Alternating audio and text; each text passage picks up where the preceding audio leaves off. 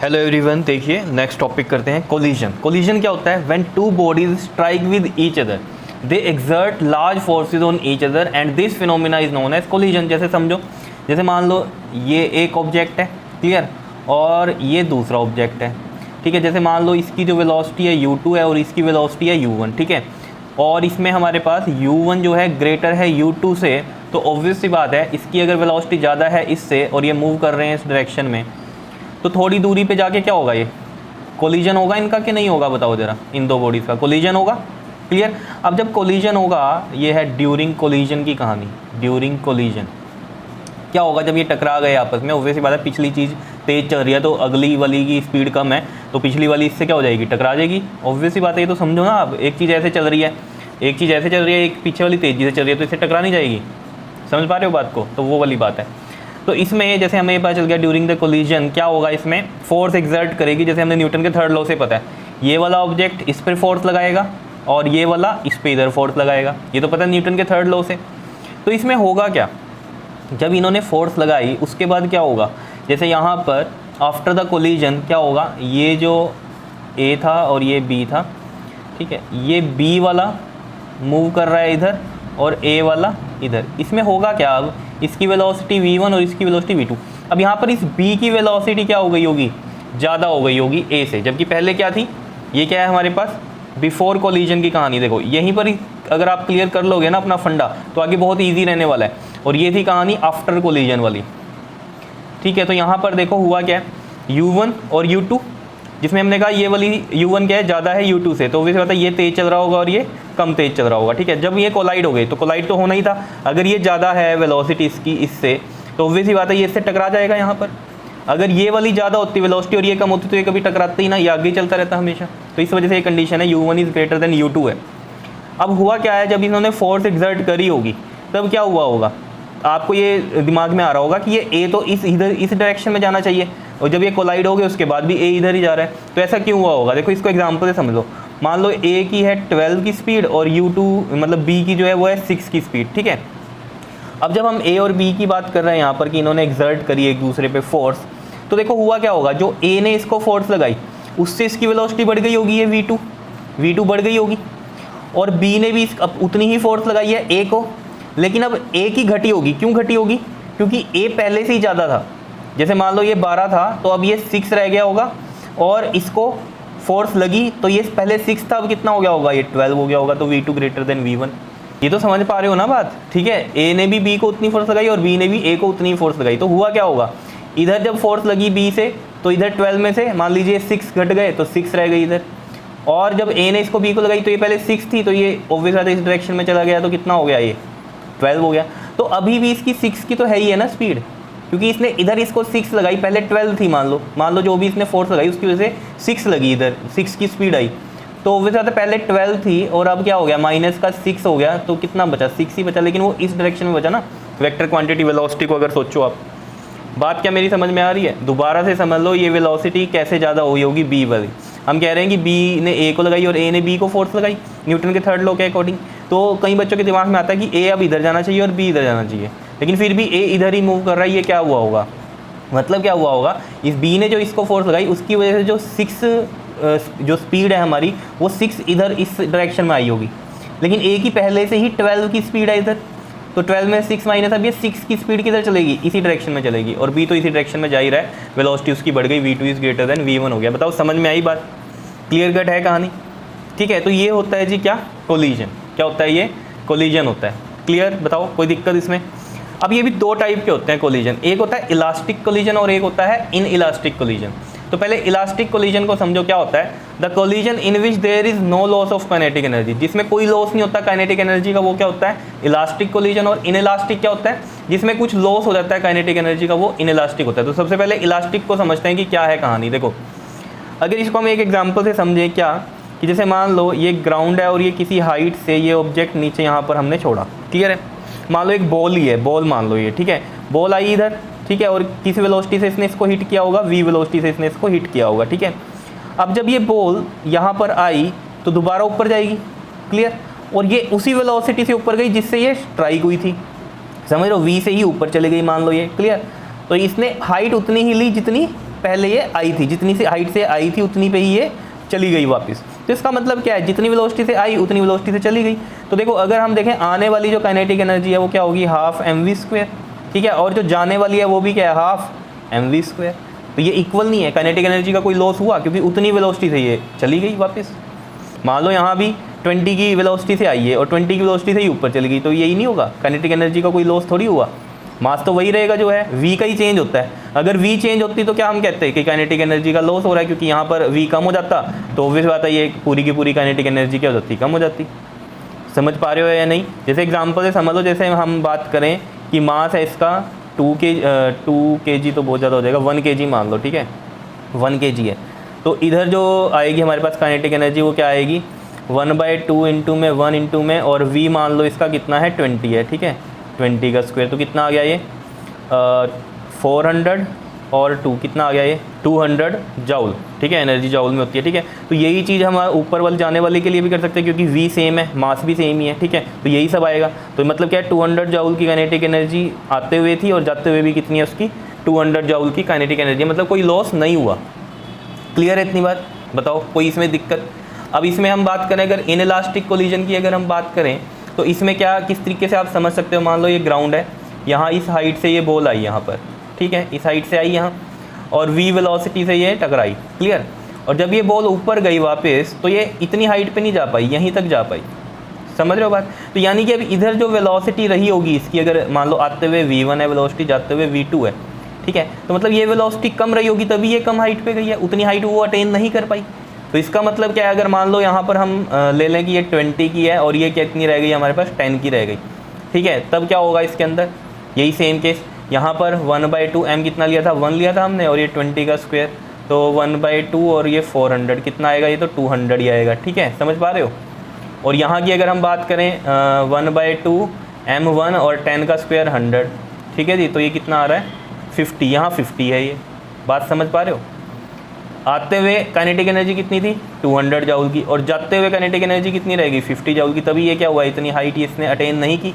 इसका मतलब यहाँ जो काइनेटिक एनर्जी का लॉस हुआ, समझ रहे हो, जो काइनेटिक एनर्जी का लॉस हुआ वो कहाँ हुआ, यहाँ मतलब वो यानी कि ये कन्वर्ट हुई होगी, काइनेटिक एनर्जी जितना लॉस हुआ है हमारा, पहले 200 थी अब 50 है, एनर्जी तो कंजर्व होती है टोटल एनर्जी की अगर हम बात करें, तो यानी कि जितना पार्ट अब नहीं आया काइनेटिक एनर्जी का वो किसी दूसरी फॉर्म ऑफ एनर्जी में चेंज हो गई, यही मतलब समझ सकते हैं इसका।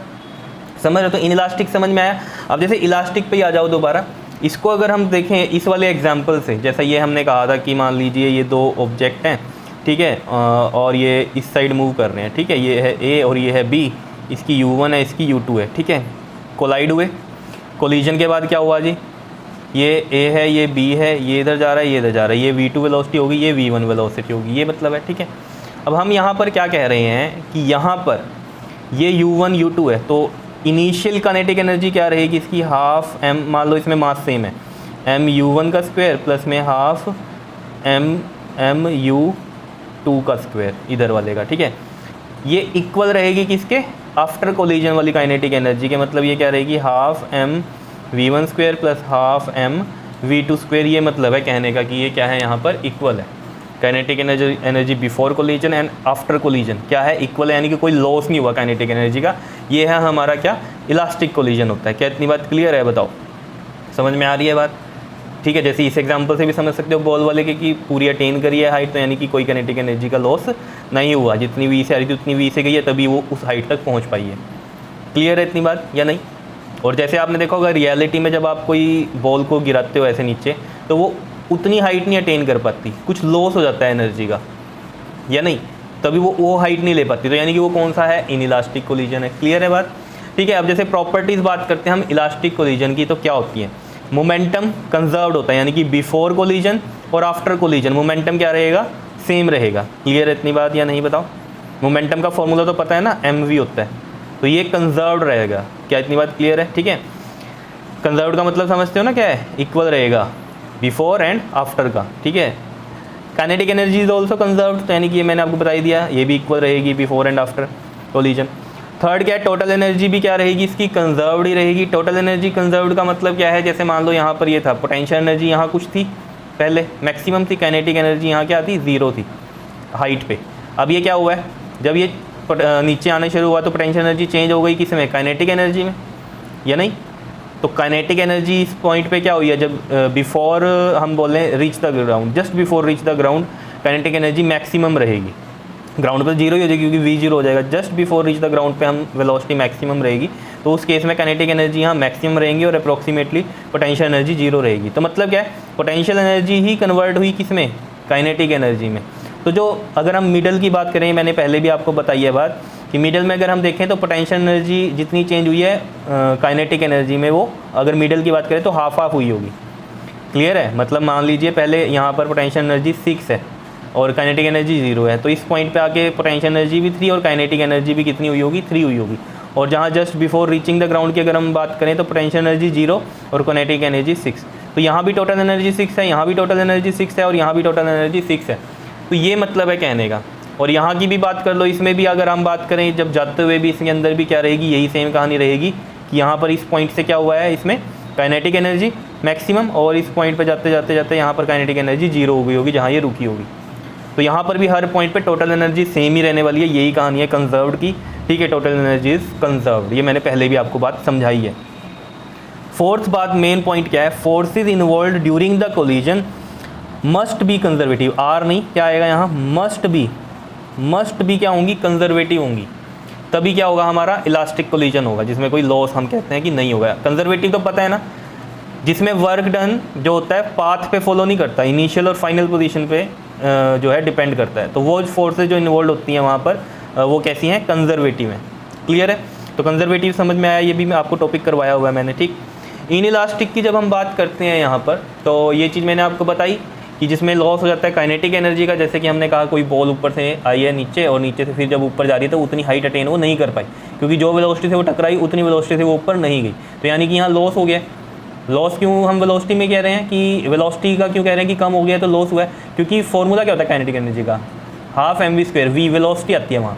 तो यहाँ वेलोसिटी ज़्यादा, काइनेटिक एनर्जी ज़्यादा, यहाँ वेलोसिटी कम तो काइनेटिक एनर्जी कम, तो लॉस हो गया ना काइनेटिक एनर्जी का। क्लियर है इतनी बात या नहीं? ठीक है, तो इस केस में भी हम इसी तरीके का अगर एग्जांपल लें कि मान लीजिए ये दो बॉडीज़ हैं A और B, ठीक है, ये इस डायरेक्शन में मूव कर रही हैं, ये U1 है, ये U2 है। मान लीजिए यहाँ पर क्या हुई है, टकरा गई आगे। क्लियर? जब यहाँ टकराई तो आफ्टर कोलिजन इनकी वेलोसिटीज़, ये B है, ये A है, ठीक है, ये V1 रही होगी और ये V2 रही होगी। ठीक है, तो यहाँ पर क्या है कि जो काइनेटिक एनर्जी बिफोर कोलिजन की बनेगी, ठीक है, बिफोर कोलिजन की जो बनेगी काइनेटिक एनर्जी बिफोर कोलिजन की जो रहेगी यहाँ, वो ग्रेटर रहेगी जो आफ्टर द कोलिजन आई है। मतलब यहाँ काइनेटिक एनर्जी आफ्टर कोलिजन क्या रहेगी, आफ्टर कोलिजन लेस रहेगी। ठीक है, तभी तो यानी कि लॉस हुआ है कुछ, पहले कुछ थी काइनेटिक एनर्जी, अब कम हो गई यहाँ ओवरऑल काइनेटिक एनर्जी, तो क्या हुआ है, लॉस हो गया काइनेटिक एनर्जी का। क्लियर है इतनी बात? और इस एग्जांपल से तो बहुत अच्छे से समझ में आएगी आपको, जो ये बॉल वाला एग्जांपल दिया था, उतनी हाइट अटेन नहीं करी है तो मतलब क्या है, वी कम हो गया होगा, तो इसका मतलब क्या हुआ है, लॉस हुआ है काइनेटिक एनर्जी का। क्लियर है? तो इसकी प्रॉपर्टीज़ में क्या आएगा, इसमें मोमेंटम तो इसमें भी कंजर्व्ड रहेगा बिफोर और आफ्टर वाला। ठीक है, kinetic energy is not conserved because यहाँ पर क्या हो रहा है, काइनेटिक एनर्जी का लॉस हो रहा है। क्लियर है? Some loss of kinetic energy, इस वजह से क्या है यहाँ पर कंजर्व्ड नहीं है। अब कंजर्व्ड का मतलब ये नहीं है कि आप कहो कि एनर्जी तो कंजर्व्ड होती है हमेशा, वो टोटल एनर्जी की बात हमने करी थी कि वो कंजर्व्ड होता है। टोटल एनर्जी यहाँ भी कंजर्व्ड रहेगी, जितनी भी एनर्जी पहले थी यहाँ, मान लीजिए ये पोटेंशियल एनर्जी यहाँ पर क्या थी, 6 थी, और काइनेटिक एनर्जी कितनी थी, मान लीजिए मैक्सिमम हाइट पे 0 थी। ठीक है, अब पोटेंशियल एनर्जी काइनेटिक एनर्जी में चेंज होती है। क्लियर? अब ये जब वापस यहाँ से गई है ऊपर, तब क्या हो गया, v कम हो गया, तो इसका मतलब कुछ लॉस हो गया यहाँ पर। अर्थ में क्या हुआ है, कुछ एनर्जी एब्जॉर्ब कर ली अर्थ ने, इसी वजह से अब उसकी वेलोसिटी कम रही और ये ऊपर कम हाइट पे गया। समझ? तो मतलब कुछ एनर्जी का चेंज हो गया जो कि अर्थ में चली गई। क्लियर है? अर्थ में एब्जॉर्ब हो गई, तो एनर्जी तो कंजर्व्ड ही है। लॉस हो रहा है काइनेटिक एनर्जी का, तो हम बोल सकते हैं कि काइनेटिक एनर्जी कंजर्व्ड नहीं है, बाकी टोटल एनर्जी तो यहाँ भी कंजर्व्ड ही है। टोटल एनर्जी तो हम बोल ही सकते हैं ना कि नाइदर क्रिएटेड नॉट डिस्ट्रॉयड, बस ये क्या कर सकते हैं, एक फॉर्म से दूसरे फॉर्म में हम चेंज हो सकती है। जैसे कि यहाँ पर कुछ काइनेटिक एनर्जी दूसरी फॉर्म में चेंज हो गई, तो काइनेटिक एनर्जी का तो लॉस हुआ, लेकिन टोटल एनर्जी तो क्या है, कंजर्व्ड ही है। यहाँ पर मेन पॉइंट क्या है अब कि सम और all the forces involved in an in elastic collision में बी नॉन कंजर्वेटिव। अब यहाँ क्या है, कुछ फोर्सेज या फिर सारी फोर्सेज जो इन्वॉल्व है इन इलास्टिक कोलिजन में, वो नॉन कंजर्वेटिव भी हो सकती हैं। मतलब ज़रूरी नहीं है कि नॉन कंजर्वेटिव हो, कंजर्वेटिव भी हो सकती हैं, नॉन कंजर्वेटिव भी हो सकती हैं। ठीक है, तो इसलिए बोला है कि सम या फिर सभी जो फोर्सेज हैं इन्वॉल्व हो रही हैं इनइलास्टिक कोलिजन में वो नॉन कंजर्वेटिव फोर्सेज हो सकती हैं, जबकि इलास्टिक में क्या है, कंजर्वेटिव ही होनी चाहिए, और इनइलास्टिक में क्या है, कंजर्वेटिव भी हो सकती हैं और नॉन कंजर्वेटिव भी हो सकती हैं। क्या इतनी बात क्लियर है, बताओ क्लियर। बात करते हैं हम परफेक्टली इनइलास्टिक कोलिजन की। ये क्या होता है, इनइलास्टिक तो ठीक है समझ में आ गया, परफेक्टली इनइलास्टिक क्या होता है। परफेक्टली इनइलास्टिक में होता क्या है, जैसे मान लीजिए ये दो बॉडीज़ हैं, ठीक है, ए इस साइड मूव कर रहा है और बी भी इस साइड मूव कर रहा है u1 और u2 वेलोसिटी से, ठीक है, ये इनका कोलिजन हुआ ए और बी का। तो आफ्टर कोलिजन क्या हुआ, ये b है और ये a है, ठीक है, v2 वेलोसिटी से मूव करता है और ये v1 वेलोसिटी से मूव करता है, ठीक है। लेकिन जब परफेक्टली इनइलास्टिक हो जाता है तब क्या होती है कहानी, ये आपस में क्या हो जाते हैं, स्टिक हो जाते हैं। स्टिक कैसे, ये परफेक्टली इनइलास्टिक में क्या है कि ए और बी जो मूव कर रहे हैं इस डायरेक्शन में, दोनों साथ में चिपक गए, चिपक के आगे चल रहे हैं और किसी वेलोसिटी से चल रहे हैं, एक कॉमन वेलोसिटी v से चल रहे हैं। ये होता है परफेक्टली इनइलास्टिक कोलिजन। क्या इतनी बात क्लियर है या नहीं है, बताओ। यहाँ पर भी लॉस ऑफ काइनेटिक एनर्जी तो रहेगा, मतलब ओवरऑल यहाँ काइनेटिक एनर्जी जो है और यहाँ पर जो है बिफोर कोलिजन में, तो बिफोर कोलिजन वाली काइनेटिक एनर्जी ज़्यादा रहेगी, आफ्टर कोलिजन वाली कम रहेगी। लेकिन बस जो परफेक्टली इनइलास्टिक कोलिजन क्या होता है कि मान लीजिए दो ऑब्जेक्ट चल रहे थे और कोलाइड हो गए, कोलिजन होने पे क्या हुआ, ये दोनों क्या हो गए, चिपक के साथ चलने लग गए इधर, that is a perfectly inelastic collision, inelastic collision. क्या इतनी बात क्लियर है या नहीं है, बताओ। और ये वाला क्या था हमारे पास, इनइलास्टिक, परफेक्टली इनइलास्टिक, और ये कौन सा था, इनइलास्टिक कोलिजन। क्लियर, इसमें भी लॉस होता है, इसमें भी लॉस होता है काइनेटिक एनर्जी का, तो लेकिन साथ में चिपक के चल रहे हैं, तो ये परफेक्टली इनइलास्टिक है। That is the if two bodies stick together after the collision and move as a single body with common velocity, common velocity v से मूव कर रहे हैं, then the collision is known as perfectly inelastic collision. क्या इतनी बात clear है या नहीं है, बताओ। क्लियर है, बताओ, कुछ दिक्कत इसके अंदर। तो ये था हमारा परफेक्टली इनइलास्टिक कोलिजन। तो इनइलास्टिक, परफेक्टली इनइलास्टिक भी समझ में आ गया हमें, इलास्टिक कोलिजन भी समझ में आ गया, ठीक है। तो मेन बात क्या है, इलास्टिक में काइनेटिक एनर्जी का कोई लॉस नहीं होता और इनइलास्टिक में लॉस होता है काइनेटिक एनर्जी का, यही है बस। क्लियर है, बताओ। अब ये हम डिस्कस करेंगे इलास्टिक कोलिजन 1 डायमेंशन में, इनइलास्टिक कोलिजन 1 डायमेंशन में। वहाँ पर हम क्या कैलकुलेट करेंगे, जो डेरिवेशंस होंगी इनकी, वेलोसिटीज़ आफ्टर द कोलिजन, जो वेलोसिटीज़ हैं इलास्टिक कोलिजन में क्या होंगी और इनइलास्टिक कोलिजन में क्या होंगी, ये सब हम फाइंड आउट करेंगे। क्लियर है, इतनी बात बताओ, ठीक है। चलो अभी ये करो, नेक्स्ट वीडियो में हम इसकी फिर डेरिवेशंस करते हैं। Clear, okay, thank you.